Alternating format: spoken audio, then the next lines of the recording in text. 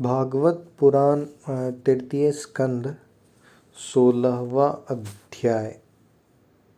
जय विजय का वैकुंठ से पतन। श्री ब्रह्मा जी ने कहा, देवगण, जब योगनिष्ठ सनकादि मुनियों ने इस प्रकार स्तुति की तब वैकुंठ निवास श्री हरि ने उनकी प्रशंसा करते हुए यह कहा। श्री भगवान ने कहा, मुनिगण, ये जय विजय मेरे पार्षद हैं। इन्होंने मेरी कुछ भी परवाह न करके आपका बहुत बड़ा अपराध किया है। आप लोग भी मेरे अनुगत भक्त हैं, अतः इस प्रकार मेरी ही अवज्ञा करने के कारण आपके इन्हें जो दंड दिया है, आप लोग भी मेरे अनुगत भक्त हैं, अतः इस प्रकार मेरी ही अवज्ञा करने के कारण आपने इन्हें जो दंड दिया है वह मेरी भी अभिमत है, वह मुझे भी अभिमत है। ब्राह्मण मेरे परम आराध्य हैं। मेरे अनुचरों के द्वारा आप लोगों का जो तिरस्कार हुआ है उसे मैं अपना ही किया हुआ मानता हूँ। इसलिए मैं आप लोगों से प्रसन्नता की भिक्षा मांगता हूँ।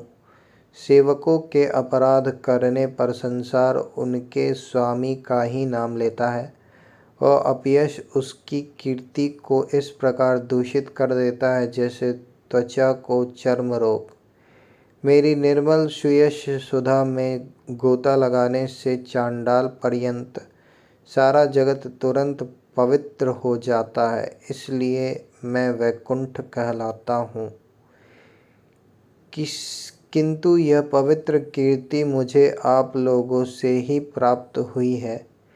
इसलिए जो कोई आपके विरुद्ध आचरण करेगा वह मेरी भुजा ही क्यों न हो, मैं उन्हें तुरंत काट डालूँगा। आप लोगों की सेवा करने से ही मेरी चरण रज को ऐसी पवित्रता प्राप्त हुई है कि वह सारे पापों को तत्काल नष्ट कर देती है और मुझे ऐसा सुंदर स्वभाव मिला है कि मेरे उदासीन रहने पर भी लक्ष्मी जी मुझे एक क्षण के लिए भी नहीं छोड़ती। यद्यपि इन्हीं के लेश मात्र कृपा कटाक्ष के लिए अन्य ब्रह्मादि देवता नाना प्रकार के नियमों एवं व्रतों का पालन करते हैं, जो अपने संपूर्ण कर्म फल मुझे अर्पण कर सदा संतुष्ट रहते हैं, वे निष्काम ब्राह्मण ग्रास पर तृप्त होते हुए घिसे तरह के पकवानों का जब भोजन करते हैं तब उनके मुख से मैं जैसे तृप्त होता हूँ, वैसा यज्ञ में अग्नि रूप मुझसे यजमान की दी हुई आहुतियों को ग्रहण करके नहीं होता। योग माया का अखंड और असीम ऐश्वर्य मेरे अधीन है तथा मेरी चरणोदक रूपिणी गंगा जी चंद्रमा को मस्तक पर धारण करने वाले भगवान शंकर के सहित समस्त लोकों को पवित्र करती है।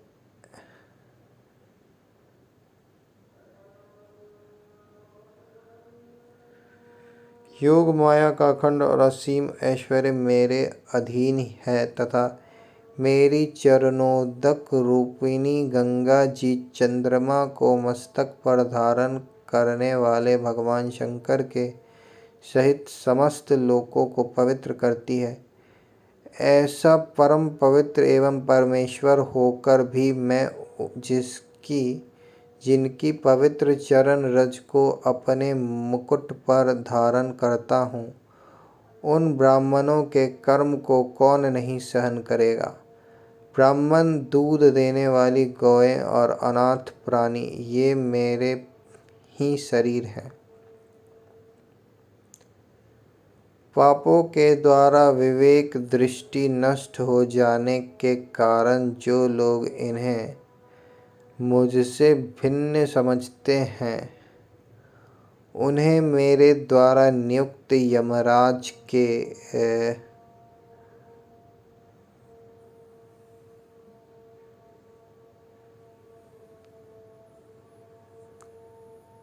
क्रुद्ध जैसा दूत, जो सर्प के समान क्रोधी है, अत्यंत क्रोधित होकर अपनी चोंचों से नोचते हैं। ब्राह्मण तिरस्कार पूर्वक कटु भाषण भी करे तो भी जो उसमें मेरी भावना करके प्रसन्न चित्त से तथा अमृत भरी मुस्कान से युक्त मुख कमल से उसका आदर करते हैं, तथा जैसे रूठे हुए पिता को पुत्र और आप लोगों को मैं मानता हूँ, उसी प्रकार जो प्रेम पूर्ण वचनों से प्रार्थना करते हुए उन्हें शांत करते हैं, वे मुझे अपने वश में कर लेते हैं। मेरे इन सेवकों ने मेरा अभिप्राय न समझकर ही आप लोगों का अपमान किया है, इसलिए मेरे अनुरोध से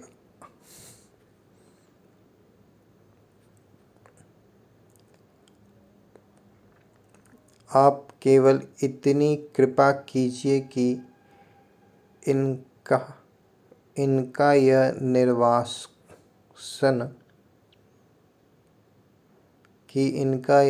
निर्वासन काल शीघ्र ही समाप्त हो जाए। ये अपने अपराध के अनुरूप अधम गति को भोगकर शीघ्र ही मेरे पास लौट आए।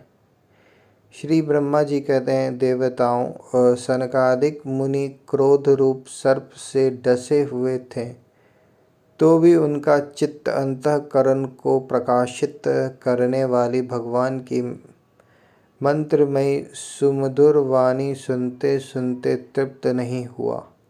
भगवान की उक्ति बड़ी ही मनोहर और थोड़े अक्षरों वाली थी, किंतु वह इतनी अर्थपूर्ण, सारयुक्त, दुर्विज्ञ और गंभीर थी कि बहुत ध्यान देकर सुनने और विचार करने पर भी वे न जान सकें कि भगवान क्या करना चाहते हैं। भगवान की इस अद्भुत उदारता को देखकर वे बहुत आनंदित हुए और उनका अंग अंग पुलकित हो गया। फिर योग माया के प्रभाव से अपने परम ऐश्वर्य का प्रभाव प्रकट करने वाले प्रभु से वे हाथ जोड़कर कहने लगे, मुनियों ने कहा, स्वप्रकाश भगवान, आप सर्वेश्वर होकर भी जो यह कह रहे हैं कि यह आपने मुझ पर बड़ा अनुग्रह किया, सो इससे आपका क्या अभिप्राय है? यह हम नहीं जान सके हैं। प्रभु, आप ब्राह्मणों के परम हितकारी हैं। इससे लोक शिक्षा के लिए आप भले ही ऐसा माने कि ब्राह्मण मेरे आराध्य देव हैं। वस्तुतः तो ब्राह्मण तथा देवताओं के भी देवता ब्रह्मादि के भी आप ही आत्मा और आराध्य देव हैं। सनातन धर्म आपसे ही उत्पन्न हुआ है। आपके अवतारों द्वारा ही समय समय पर उसकी रक्षा होती है तथा निर्विकार स्वरूप आप ही धर्म के परम गुह्य रहस्य हैं। यह शास्त्रों का मत है। आपकी कृपा से निवृत्ति परायण योगी जन सहज में ही मृत्यु रूप संसार सागर से पार हो जाते हैं। फिर भला दूसरा कोई आप पर क्या कृपा कर सकता है? भगवान, दूसरे अर्थार्थी जन जिनकी चरण रज को सर्वदा अपने मस्तक पर धारण करते हैं, वे लक्ष्मी जी निरंतर आपकी सेवा में लगी रहती है। सो ऐसा जान पड़ता है कि भाग्यवान भक्तजन आपके चरणों पर जो नूतन तुलसी की मालाएं अर्पण करते हैं, उन पर गुंजार करते हुए भौरों के समान वे भी आपके पाद पाद्यों को ही अपना निवास स्थान बनाना चाहती है। किंतु अपने पवित्र चरित्रों से निरंतर सेवा में तत्पर रहने वाली उन लक्ष्मी जी का भी आप विशेष आदर नहीं करते। आप तो अपने भक्तों से ही विशेष प्रेम रखते हैं। आप स्वयं ही संपूर्ण भजनीय गुणों के आश्रय हैं।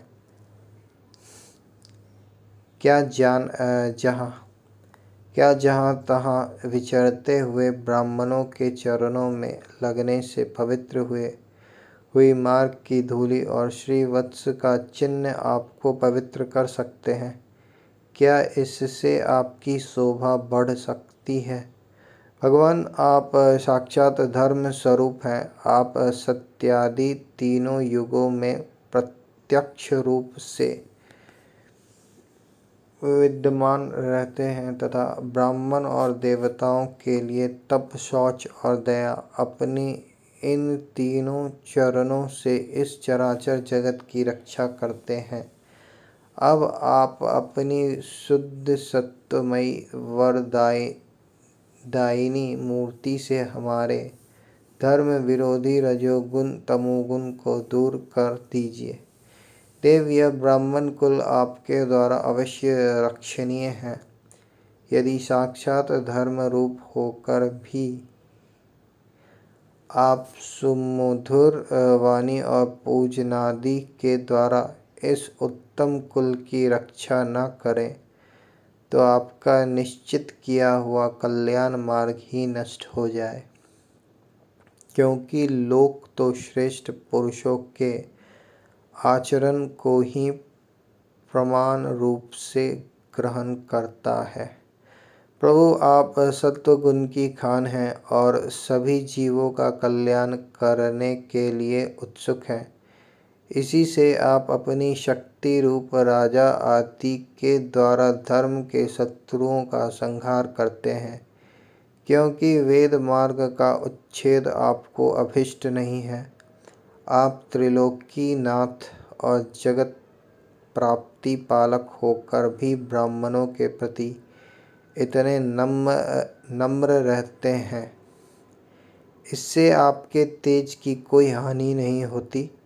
यह तो आपकी लीला मात्र है। सर्वेश्वर, इन द्वारपालों को आप जैसा उचित समझें वैसा दंड दें अथवा पुरस्कार रूप में इनकी वृत्ति बढ़ा दें। हम निष्कपट भाव से सब प्रकार आपसे सहमत हैं, अथवा हमने आपके इन निरपराध अनुचरों को शाप दिया है, इसके लिए हम ही को उचित दंड दें। हमें वह भी सहस्र स्वीकार है। श्री भगवान ने कहा, मुनिगण, आपने इन्हें जो शाप दिया है, सच जानिए वह मेरी ही प्रेरणा से हुआ है। अब ये शीघ्र ही दैत्य योनि को प्राप्त होंगे और वहाँ क्रोधावेश से बढ़ी हुई एकाग्रता के कारण सुदृढ़ योग संपन्न होकर फिर जल्दी ही मेरे पास लौट आएंगे।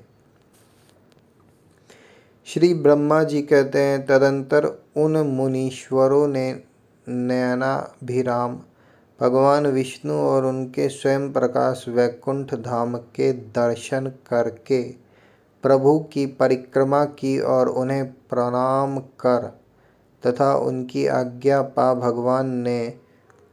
भगवान के ऐश्वर्य का वर्णन करते हुए प्रमोदित हो वहाँ से लौट गए। फिर भगवान ने अपने अनुचरों से कहा, जाओ, मन में किसी प्रकार का भय मत करो, तुम्हारा कल्याण होगा। मैं सब कुछ करने में समर्थ होकर भी ब्रह्म तेज को मिटाना नहीं चाहता, क्योंकि ऐसा ही मुझे अभिमत भी है। एक बार जब मैं योग निद्रा में स्थित हो गया था, तब तुमने द्वार में प्रवेश करती हुई लक्ष्मी जी को रोका था। उस समय उन्होंने क्रोध होकर पहले ही तुम्हें यह शाप दे दिया था। अब दैत्य योनि में मेरे प्रति क्रोधाकार वृत्ति रहने से तुम्हें जो एकाग्रता होगी उससे तुम इस विप्र तिरस्कार जनित पाप से मुक्त हो जाओगे और फिर थोड़े ही समय में मेरे पास लौट आओगे। द्वारपालों को इस प्रकार आज्ञा दे भगवान ने विमानों की श्रेणियों से सुसज्जित अपने सर्वाधिक श्री संपन्न धाम में प्रवेश किया। वे देवश्रेष्ठ जय विजय तो ब्रह्म शाप के कारण उस अलंघनीय भगवत धाम में ही श्रीहीन हो गए तथा उनका सारा गर्व गलित हो गया। पुत्रों, फिर जब वे वैकुंठ लोक से गिरने लगे तब वहाँ श्रेष्ठ विमानों पर बैठे हुए वैकुंठ वासियों में महान हाहाकार मच गया।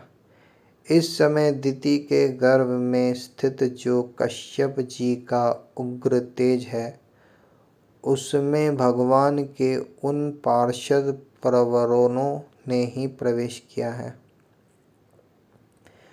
उन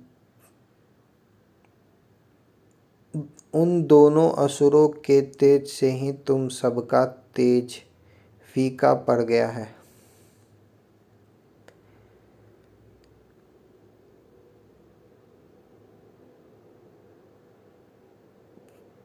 यहाँ कह रहे हैं कि वे देव श्रेष्ठ जय विजय तो ब्रह्म शाप के कारण उस अलंघनीय भगवत धाम में ही श्रीहीन हो गए तथा उनका सारा गर्व गलित हो गया। पुत्रों, फिर जब वे वैकुंठ लोक से गिरने लगे तब वहाँ श्रेष्ठ विमानों पर बैठे हुए वैकुंठ वासियों में महान हाहाकार मच गया। इस समय दिति के गर्भ में स्थित जो कश्यप जी का उग्र तेज है उसमें भगवान के उन पार्षद प्रवरों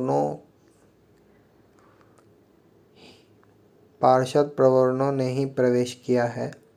उन दोनों असुरों के तेज से ही तुम सबका तेज फीका पड़ गया है। इस समय भगवान ऐसा ही करना चाहते हैं जो आदि पुरुष संसार की उत्पत्ति स्थिति और लय के कारण है, जिनकी योग माया को बड़े बड़े योगी जन भी बड़ी कठिनता से पार कर पाते हैं। वे सत्वादि तीनों गुणों के नियंता श्री हरि ही हमारा कल्याण करेंगे। अब इस विषय में हमारे विशेष विचार करने से क्या लाभ हो सकता है।